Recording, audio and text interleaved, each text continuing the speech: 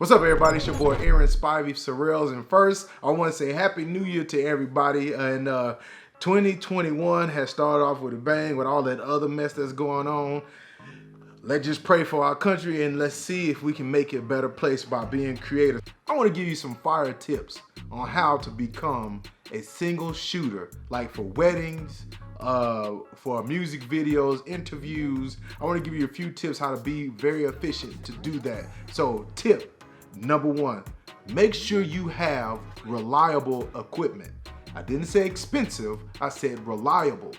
Reliable camera, reliable gimbal, reliable lights. The camera that I use is the 90D. I love the 90D because this camera is very underrated. I'll talk about it all the time. This camera shoots 4K and 24 frames per second and 30 frames per second, and we can get to 120 frames per second in 1080p. And you can't beat this camera. It's very reliable. I use it for music videos, for weddings, interviews, because it gets the job done. Now, there's other cameras out there, but I'm a Canon fan, so my backup camera is the 80D. The 80D has proven numerous of times that it's a great camera. So get a reliable camera that works and doesn't overheat like some of these expensive cameras. The Canon 90D doesn't overheat. Now, these other expensive cameras, they overheat a lot. The Canon 80D doesn't overheat. It's a good camera for the price, so go out there, you catch these cameras on sale right now. Other than a reliable camera, get something that gives you smooth footage, like gimbals. Now, there are very, very expensive gimbals out there that are freaking awesome. But we had some gimbals that came out a few years ago that right now can still get the job done. Like for me, I use the Weeble S and the Ronin S. Now there are new gimbals out like the Ronin S2 and the Ronin SC2, I guess that's how you say it. But these two gimbals can still get the job done and very, very inexpensive. So get you a gimbal to make sure you have smooth footage. Now here's a tip that I want to give all my guys that shoot weddings or want to shoot weddings, but they want to do it by themselves. You can plan all your shots just by going to the rehearsal. You can set up your lights, you can set up your camera angles, you can set up your mics, all by showing up to the rehearsal. So tip number one for everybody that wants to shoot a wedding, go to the rehearsal. Now, there are other wedding videographers that like to set up the bride and the groom to do some special reveal or some special walk or something special planned out for the bride and the groom. It's kind of like the shooter becomes the director of a wedding. For me, I don't do that. I don't direct my bride and groom to do anything. What I do is record every natural moment that these two have, or every natural moment that the audience have, to make it easier on me to capture footage that is very authentic. I do not direct them to do anything. It makes it 100% easier to capture real moments between the bride and the groom and everybody else that's at the wedding, especially during the reception or the first dance or just the kiss. Get all natural. Don't waste your time trying to direct them to walk down in a cinematic moment and do some cinematic kissing. To me, that's a waste of time. It becomes my wedding and not their wedding. So if you are a single shooter for a wedding, just capture the natural moments between the bride and the groom, the family, and the friends, or anybody that's involved in the wedding, and it'll make it so much easier. Another tip for a wedding, make sure you get reliable lights, make sure you get reliable stands. It will be very terrible if you put an expensive light on the stand and it falls over during a reception. I've seen that happen before. So a tip that I can give you is set up your lights in the corner and make sure the lights are hitting the center of the dance floor or in the area where all the action is going down. And one thing you can do, you can tell them to make sure the action is going down because you are the videographer, so you are filming it. So it'll help you and it'll help them to be well lit, to be seen when the action is going down. The kissing, the first dance, the garter toss, the flower toss, all the action, all the dancing too.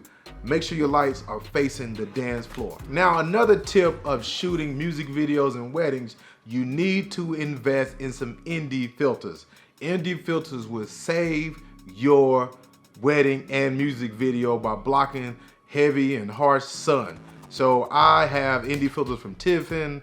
I have Freewell ND filters, and they are wonderful for letting you shoot wide open and shooting at a right frame rate when blocking the sun. So invest in some ND filters that will help you when you shoot music videos and weddings. Now, being a single shooter doesn't mean you cannot have great sound. So when you're shooting a wedding and you want to get good audio from the bride and the groom or the officiant, make sure you invest in some great wireless microphones. Like I have the Rode Wireless Go and the Ceremonic Blink 500 wireless microphones. These are awesome. I use them on weddings more than one, numerous of times, and they never failed me. So the Rode Wireless Go and the Ceremonic Blink 500. Make sure you write up a video treatment. A video treatment is a plan that you write down on all the stuff that you need for that video, like the cameras, the lenses, how many batteries, the drone, how many batteries for a drone, angles you want to shoot, the camera you want to use at that time, the lenses, the gimbals that you want to use. If you want to shoot handheld, all is written down on this video treatment and almost planning it out to make sure your filming is efficient and in order and fast and at a set point on what you need to shoot that video. Make sure you stay in constant talk with the wedding planner.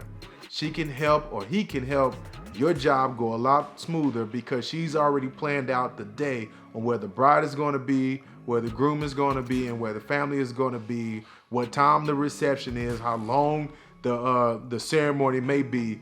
Staying in contact with the wedding planner can really help you out 100%. The last tip I want to give you, especially those that want to get great aerial footage and video and photography and all that, make sure you invest in a reliable drone. Also, make sure you get FAA Part 107 certified, because if you're flying a drone for a wedding or you're flying it for a music video, that means you're getting paid.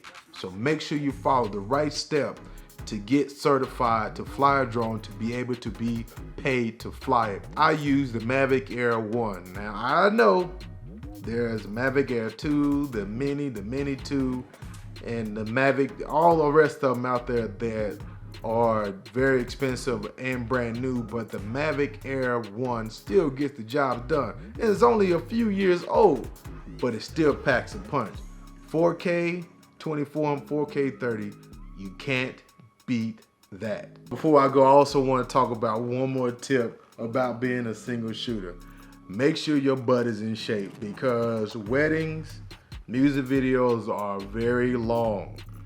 And if you got to carry lights and C-stands and a gimbal for a long time, make sure you're in shape. Get in the weight room, run around, jog a little bit, and be ready to shoot this wedding and music video by yourself, because it's a long day and it could be hard. So get strong. Let me see what I got. Ooh, I still got it. Ooh, look at that. All right, everybody, thank you for checking your boy out, and I hope my tips can really help you out for shooting music videos and weddings by yourself, being a single shooter. If you like what I'm talking about, subscribe to my channel and holler at your boy. More content coming to you. Take care.